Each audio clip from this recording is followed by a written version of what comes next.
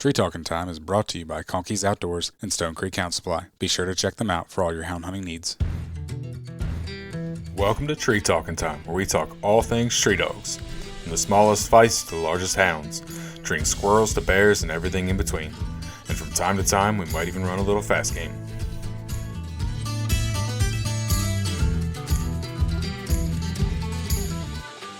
Yeah, so my story started. My aunt, my dad's sister, married a guy that was a real outdoorsman, and she enjoyed dog shows, and he enjoyed hunting. So they ended up on a black and tan coonhound because that was the first coonhound breed recognized by AKC for conformation shows. Originally, he had some blue ticks, and they ran deer all the time, and they weren't a whole lot of fun to hunt. And then, so we started, my aunt and uncle started showing and hunting dogs. And then I started helping, hanging out all the time and going with my uncle hunting. And then I went with her and showed too. How old were you when you started doing all that? So I started going to shows as soon as I could. It was I was 8 is when you could do juniors back then. And I was hunting with my uncle at about the same time. Yeah. So my weekends were either at a dog show or we were coon hunting. That's pretty cool. Yeah. And that we were all pleasure hunting then, because I was hunting AKC old-fashioned dogs. Yeah. So big 110-pound, 120-pound, long-eared slobber dogs. Basically a black and tan bloodhound? Yeah, pretty much. And we, and until I went hunting with a buddy in high school, I didn't really know a lot about the competition world or the fact that a dog could tree quicker than what I had seen. That's funny. It took you that long to learn that there was more out there. There's some better stuff out there. Yeah. You didn't have to start a campfire to stay warm in the winter, You could just walk to the tree in 10, 15 minutes. That's funny. Especially, you're not an old guy, so it's kind of funny just... Yeah, because, but, where I grew up in Ohio, Northeast Ohio, that's where I've lived my whole life. And just one of them things that until you are exposed to it, you don't know. You don't know what's there. Yeah. You get pretty good hunting in your area. Yeah. It's getting harder. The spots are getting smaller and more houses and unfortunately everywhere. More deer leases and things like that. But I'm really blessed with the amount of state land I have within an hour of me. Okay. That most of the year I can hunt some pretty big pieces and stay out of getting shot at or yelled at or. Yeah. So I went to college in Ohio and then I hunted pretty close there to the school, and I'd usually go back every year. I've seen some of the places that I've hunted, getting sold and broken up and houses popping up, and so. Yeah, as things, the division of the timber that's left is what always makes it hard.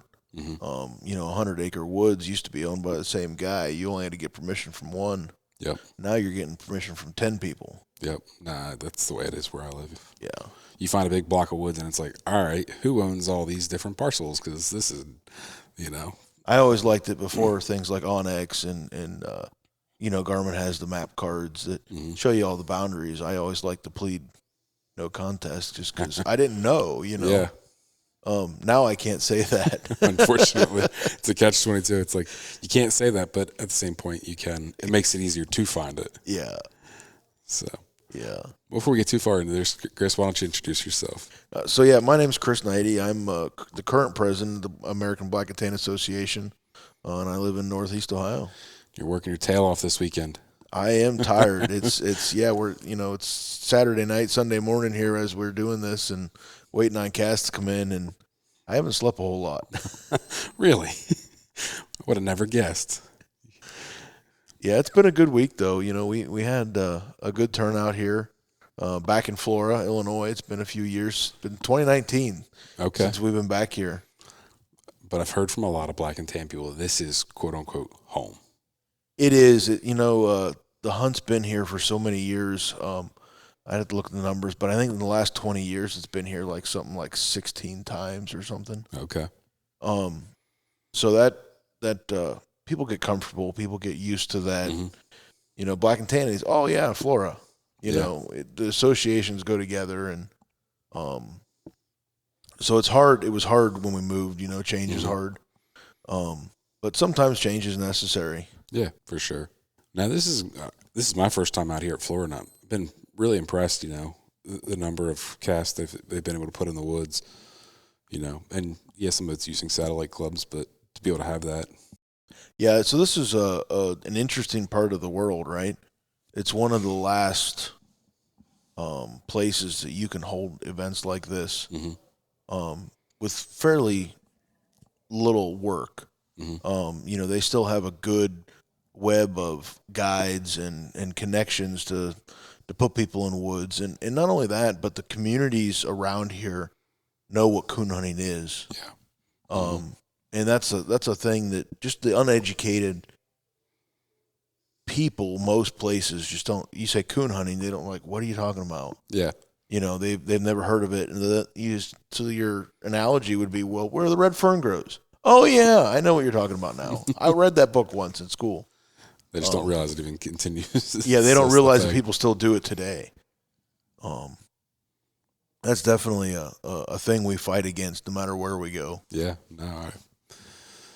Most people, I tell them I'm a coon hunter, and they look at me like I got three heads where I'm from. Yeah.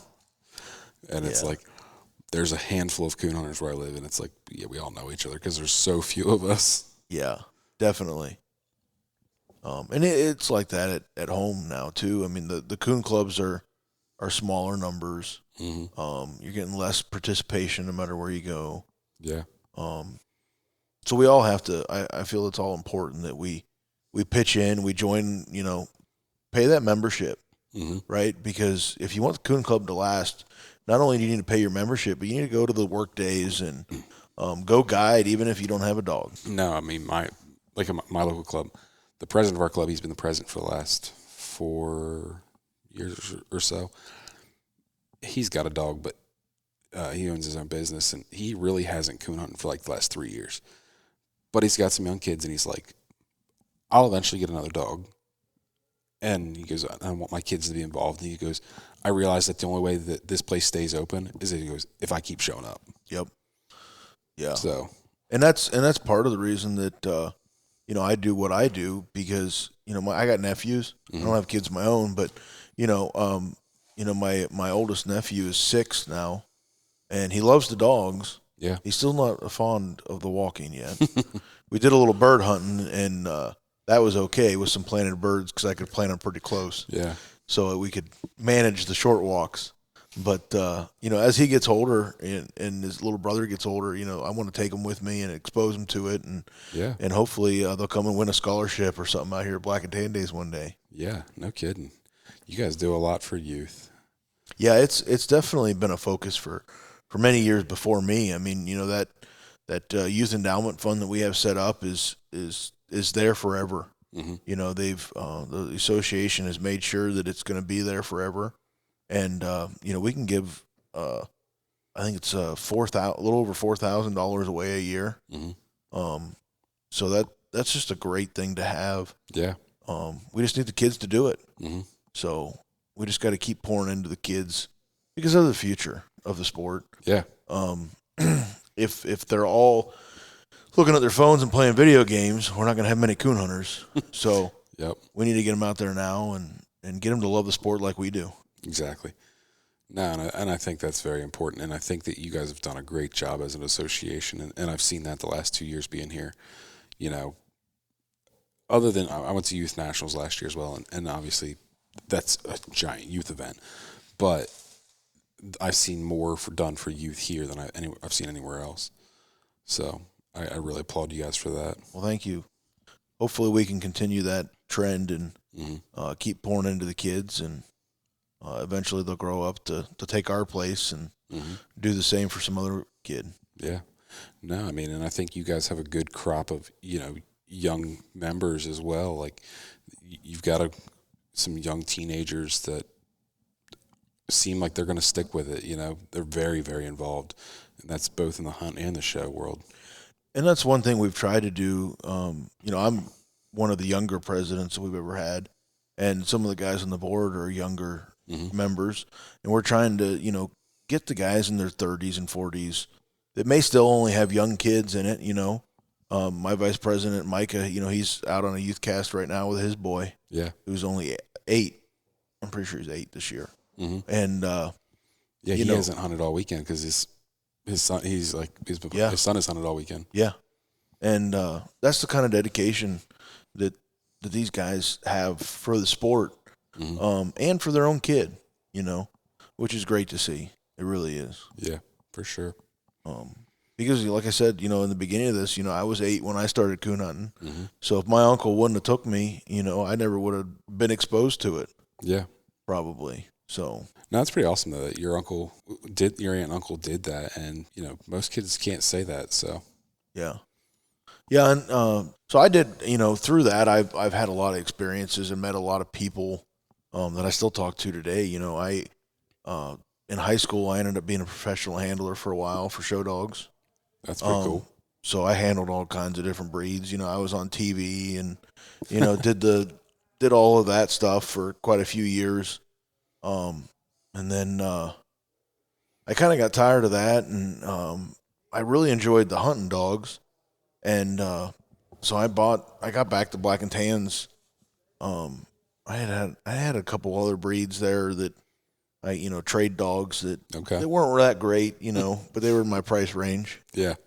And then I got a Black and Tan off a guy, an older dog. She was 7 or 8 when I got her. And I took her to a couple hunts and got a couple wins on her, and then I had the bug again, Yep. And I bought a pup from Don Eagley out in Iowa, and it was right before Black and Tan days when I got a hold of him. So I ended up getting a guy named Abe Miller hauled it to Ohio for me from Black and Tan days. Okay. Now at this point, I didn't know either of these guys, and Donnie went and found. I sent him a check for the pup, and I said, "How do I get it?" He said, "Well, I'll find it a ride to Ohio, and then you can pick it up from that guy." And I said, "Okay." So Abe was a great guy. He died a couple years ago, but like I said, I didn't know either one of these guys. They went and above and beyond to get this pup to Ohio for me, and Abe ended up only living about 45 minutes from me down there in Holmesville. And I got to know Abe, and I'd go down there and go hunting with Abe, and go down to the Holmesville Club, and he'd guide me anytime I went down there. And, nice. It worked out to be a long friendship, you know. But that's just the kind of guys that we have in this association. That I've seen that.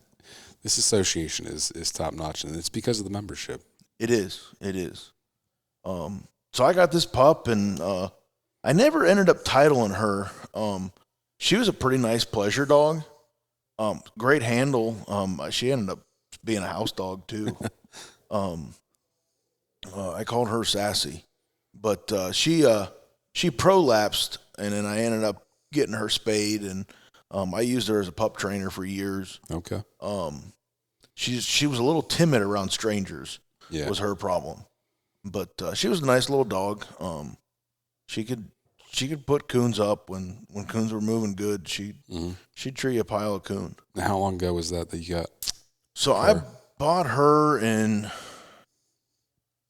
It would have probably been 2015, I guess. Okay. Because I took a good little break and decided to try to make money instead. So I was busy with work and things like that, and so yeah, it was probably 2014, 2015 when I finally bought that pup from Donnie. And then I bought a couple other dogs and partnered with a couple guys through the years, and it just everything kind of fell together. And I have some of the dogs that I have today. I bred a female to Solo, the Vance's dogs out of West Virginia there. and had a litter of pups out of him. And I just lost a male that was 6 last year. He was a real nice dog. We did some winning with him in Ohio. We placed in the RQE and Nice. won quite a few casts with him. He was a nice little dog. And then I tried to breed the same female to Super Sting semen, and we got a litter of pups, but they just wanted to stay on the ground, and they ended up going to a hog hunter in Louisiana. He uses them in competition hog banging contests. Yep. And I don't know. He tried to buy my female, and he says he likes them. So, Hey, if it works for somebody, I actually just recently said on this podcast, I sent a dog to Louisiana. The dog was gamey. He'd run a track sometimes, but he just wouldn't get treed. yeah, that was their problem. And I just brought a female back this weekend and met a guy, young dog, same kind of thing. And so sometimes some different game, you know. They don't all make coon dogs. Make coon dogs. They definitely don't. But sometimes, you know, a coyote or a coon or a coyote or a bear or a hog or something. Yeah, and so I've learned that you can repurpose them. Yeah. There's a guy I know in Virginia that he runs only black and tans on deer. Okay. So I've sent him a lot of dogs through the years that just wanted to trail too much or pack too much. He likes a good pack dog, and same thing with the bear hunters. They have a need for pack dogs sometimes, and that's interesting. Somebody runs all black and tans on deer. Yeah, it's actually pretty cool to listen to his pack run when you go down there. Yeah. He actually is the next door neighbor to one of my partners, Matthew. I would imagine that sounds a lot better than the average deer pack. Yes, and I think that's why he does it, because he enjoys listening to him run. And but yeah, he's got a pack of like 25 dogs right now. I think. That doesn't surprise me. A lot of them guys that deer hunt, they have a pile of dogs. Yeah, but it's something to listen to 25 black and tans running a deer. Well, I've deer hunted with dogs, and like I said, those running dogs that they run, a bunch of running walkers, there's just a difference in mouth. There is. Versus a coonhound. So I could imagine a pack of 25 black and tans, and black and tans typically tend to have a good mouth. Yeah. Oh, yeah. So. Yeah, it's fun. It's fun to listen to. Mm-hmm. But, yeah, so I'm kind of in between dogs right now, and partly because the president job takes a lot of time. I understand the feeling. I'm not in between dogs, but I understand that you get busy with other things, even though it's involved. It's still part of the sport, so it's not like you walked away from the sport. But correct. But I've just taken in this season of life, I'm in a different vehicle of the sport, I would call it. And I'm kind of in the same spot. My personal hunting is not what it used to be, and between I have young kids and all of this, I'm here black and tan days this weekend. It's a little hard to be hunting my own dogs when I'm here. Yeah, and so that's the thing. I still enjoy coming to black and tan days and all the other events. Winter Classic I've been trying to go to, and Autumn Oaks. So I enjoy it from a different angle. Yeah. And like I said, another year or so I'll be stepping down, and the next guy can come up and take this spot, and I'm hoping to have something rocking and rolling by then. There you go. Conkeys Outdoors is proud to be a sponsor of Tree Talking Time. Family, hunting, tradition is the Conkeys motto. They understand the importance of passing down the tradition of hound hunting. They are a family-owned business that treats you like family. They also understand the importance of having the gear you need when you need it. Conkeys carries everything for your next hunt, and it ships to your door quick. They also offer great warranties on all tracking systems and financing options. Check them out at conkeys.com. You can also use the code TreeTalkingTime5 in all caps to save as well.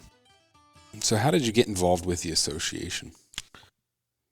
Well, I got involved with the association by just making friends. Mm-hmm. Honestly, I was pretty good friends with Daryl Eads when he was on the board quite a few years ago, and they were looking for board members, or for people to run for the board, and during the general membership elections, and he said, "Chris, you ought to do that." And I said, "Well, I don't know. I haven't been around that long, and I don't know that much about it." And he's like, "It's easy. I'll nominate you, and we'll see if we can get you voted in." And I said, All right. I mean, whatever you need, Daryl, I'll help you out however I can.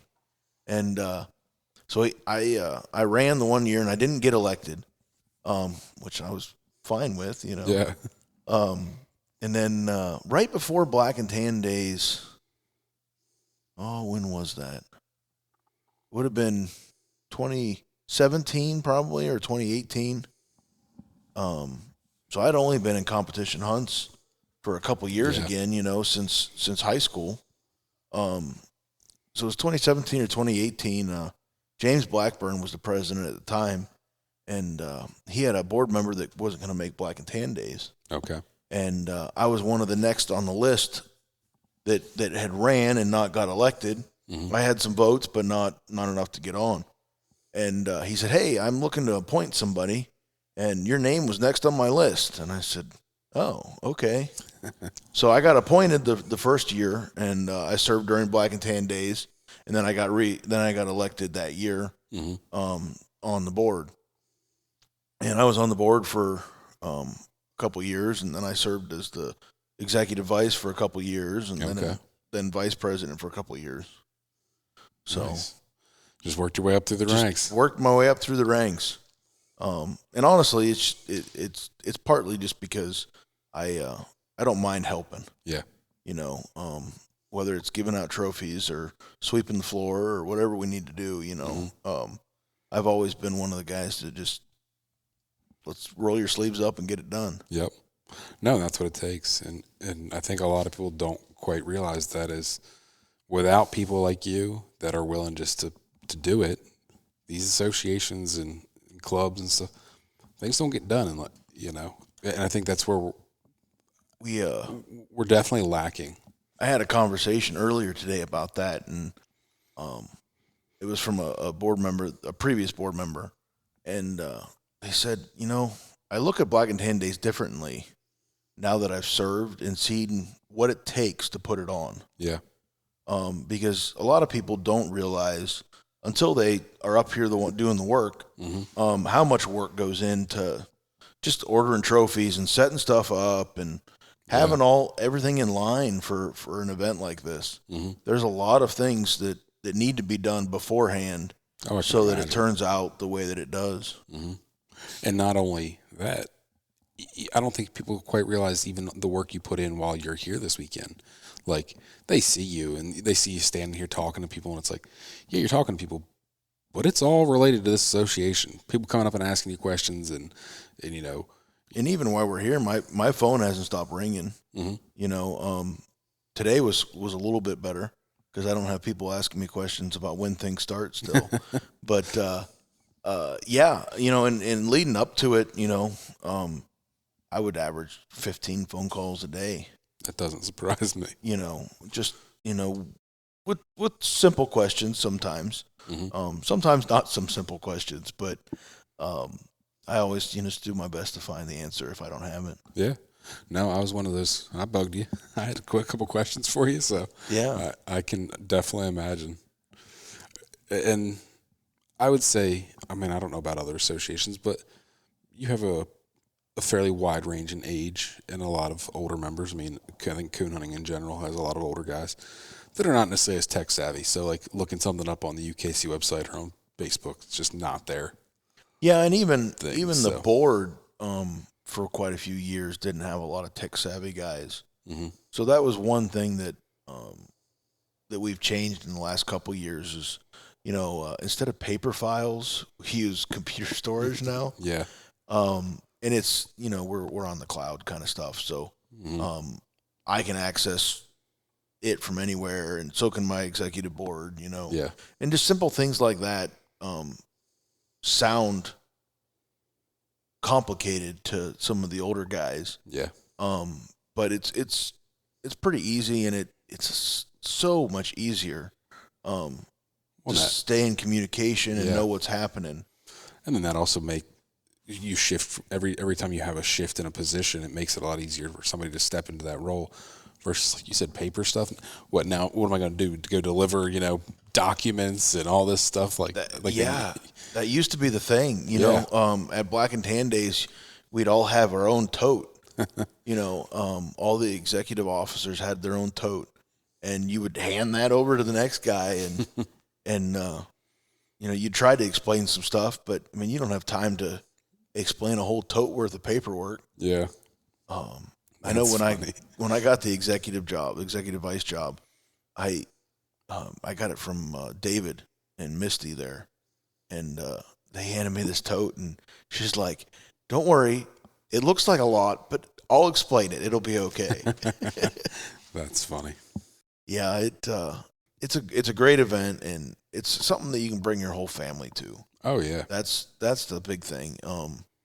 And I know it's hard for people, and getting harder for people with some years where it lands on like state testing weeks, or because we're kind of at the end of the school year where they're trying to get all that stuff done. So it is hard sometimes to get the kids out of school and come, but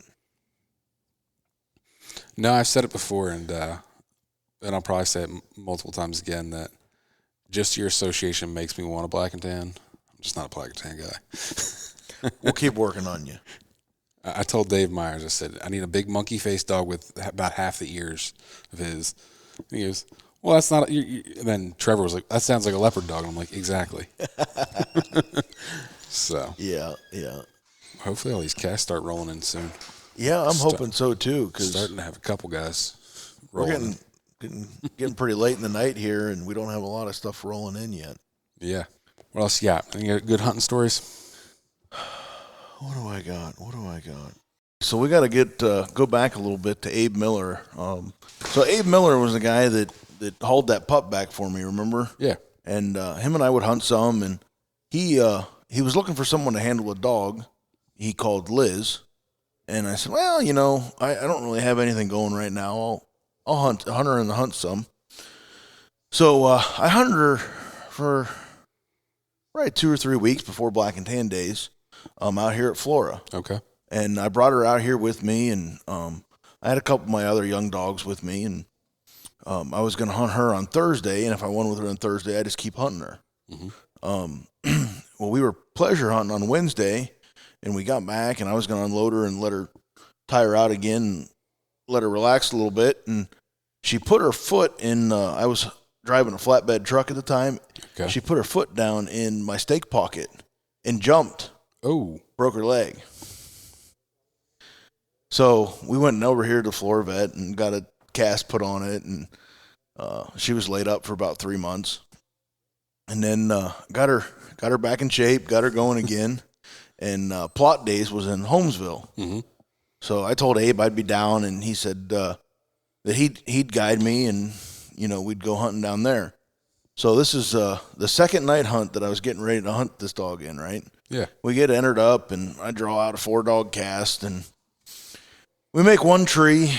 I don't remember I think we circled the first tree, and we recut, and I treed her, and then I couldn't hear her.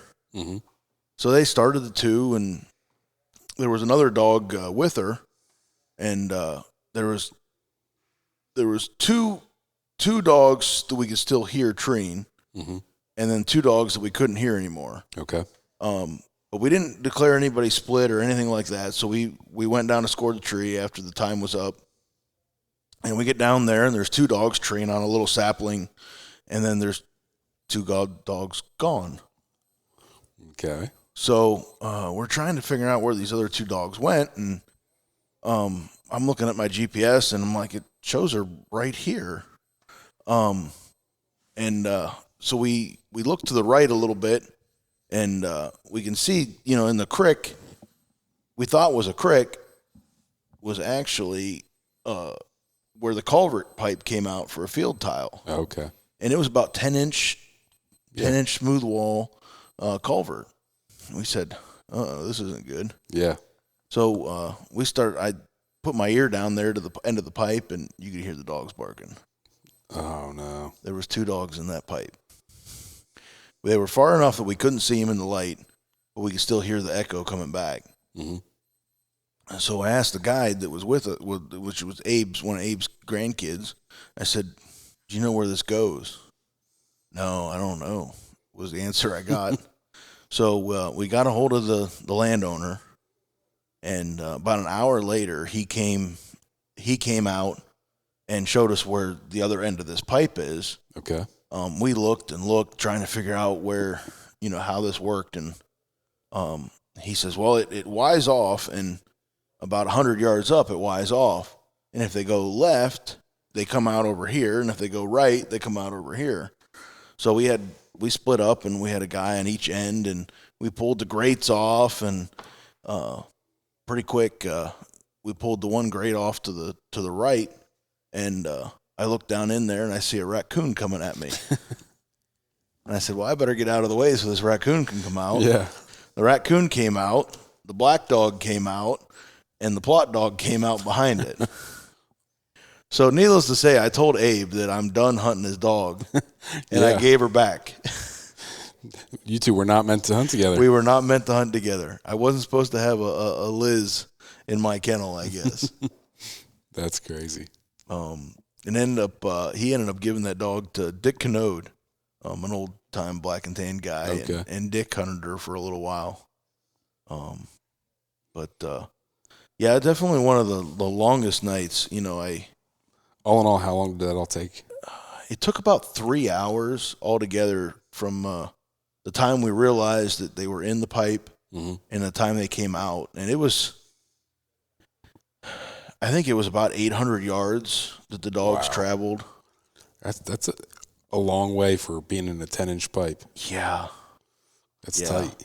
It was kind of crazy. I kind of figured we would be getting a backhoe or something and digging dogs up at some point. Yeah. But luckily it worked out, Yeah, especially, I'm guessing that was on August. No, yeah, it would have been. Yeah, it would have been plot days then. Yeah. So, field tile crops would have been in too. Yeah. So it's not like in luckily it was a hay field. Okay.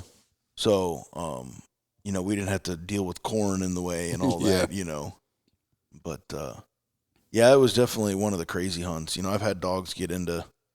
I hunt around a reservoir, man-made reservoir, quite a bit, so I get dogs in holes all the time on the lake shore and stuff. Yeah. I've had a dog. There's a old abandoned house out there that had a hand dug well. Oh, geez. And I had a dog fall in that one time. Got some crazy luck. Some crazy luck. Stone Creek Hound Supply, a family-operated business, boasts over 50 years of involvement in hounds. For over 2 decades, they've been dedicated to supplying high-quality hound gear. Their reputation is founded on unparalleled quality and exceptional customer service. Crafted from U.S. source materials, Stone Creek clothing is meticulously manufactured right here in Pennsylvania. Through their commitment to excellence, many of their customers have become lifelong friends.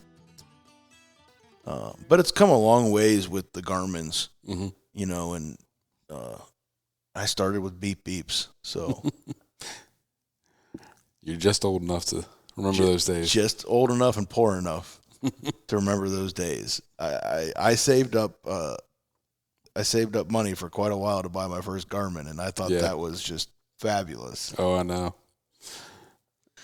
I bought my first one about a year and a half into it. But I was hunting with a guy, so I was using his equipment, but I was in college and I knew I was going to need my own, so I made sure before I graduated I had my own Garmin. Well, and you've hunted in Ohio, so you understand the roads and the way that is, and we lost probably 6 or 7 dogs to roads, when I was younger, before I started the competition hunts and stuff. We were just pleasure hunting, and that was always rough. You're trying to find this dog, and here it is on the side of the road, and knock on wood, I've avoided a lot of those kind of things since I've had the Garmin. Yeah. No, I mean it's a great tool, that's for sure. Yeah. I mean there's no way around it. Even last night, dog got on the road, guy turned the light on, it ended up not being an issue, but it's a nice peace of mind. It is. That at least there's a light on that dog, Yeah, you're giving that dog that extra little chance. Yeah. Definitely. I'm trying to think if I got any other good stories for you. A lot of hunts. I when I first started back in pleasure hunting in early 2000s, or mid 2000s, 20s, in 2012, 2013, fur was still worth a little bit of money. Yeah. So I would, hunt all night long, kill a pile of them. Yeah. Then spend the whole next day skinning them out. And that's kind of one of those things that's kind of lost. I know. Like, I see both sides. Like, I know a lot of guys are like, I hate when fur's up because then you got everybody in the woods. But at the same point, it gives guys an incentive. And at the same point, it's a whole nother aspect of it. Like, most young guys, unless something changes, are never going to know the fur handling aspect of it because nobody does it. Yeah, and those fur guys want an accurate dog. Mm-hmm. They don't want a dog that just gets treed quick. Yeah. So they're looking at a dog that's going to have a coon in every tree that they stop at. Mm-hmm. And at the same point, they don't want to walk a mile to a coon when there's 5 between. Correct. So I think the fact that the fur is gone. I mean, the fur market is essentially gone. Has really changed the dog, the way we breed the dogs. Mm-hmm. Because the only real motive behind most of the breeding now is competition based. Yeah. Or companion animal based. Mm-hmm. So it's definitely made a big difference in the breed. Yeah. Over in just the last 10 years, For sure. Definitely. No, it's because when I got started, it was 2008, and heck, we would kill a couple coon. We skinned some, but a lot. The fur buyer, he preferred us to just drop them off whole, and he was he was like 2 roads over from my buddy, so it was like no brainer. Yeah, it was like, and for what he'd give you like $2 more if you did it, and you did it right. So it's like. It's a lot easier. A lot easier to drop off, them off. 10, we wait 2 or 3 nights, have, 8, 10 coon, go drop them off. And yeah, I don't want to say we were averaging like $10 in the round. Yeah. So it was like, here you go. Like, makes you some dog food money at least. Yeah. So I was able to pay for my dog food for quite a few years there. And I had a guy that was buying the carcasses from me. So I was selling both products out of a coon. And so I could pay for some dog food and pay for some fuel, and I bought myself a Garmin, and it was nice. What was the guy buying carcasses for? Oh, he was eating them. Really? Oh, said it was better than roast beef. Interesting. I told him he was cooking roast beef wrong, but too funny. But yeah, it's a crazy thing, how culture has changed. Oh yeah. Definitely. Mm-hmm. Even you think of like the Kenton Nationals and the big trade days. Yeah. Have really changed over the years. Canfield, Ohio, still has a coonhound. They call them a coonhound trial. They do have a couple water races, but that's really all they do. Mm-hmm. It's pretty much just a big flea market. Yeah. With hunting stuff, and there'll be a couple dog traders there still, but it's definitely cut way back compared to what it used to be. Yep, for sure. Definitely. Well, I appreciate you taking the time sitting down with me tonight, Chris, and hopefully these casts all get in soon. We're starting to see some. They're starting to roll in. Trickle in, so. That rain in the beginning there, they stayed in their truck or stayed here on the grounds for a little bit longer than we anticipated, Yep. So we'll be pushing deadline tonight to get finished up, but it all in all, it's been a good week, and we really had some good weather. Yeah. It was warm. Might have got a little sunburnt, but other than that, it was pretty good. Yep. No, I made a comment to somebody today. I said, "Whew, you needed some sunscreen." He goes, "Yeah, I'm hurting." Yeah. Yeah, it's been fun, and always enjoy having you come take pictures for us and UKC, and I've enjoyed it. Good deal. So, well, thank you very much, Chris. Anytime. You can find me on Facebook and Instagram at Tree Talking Media. And until next time, keep them talking in the timber.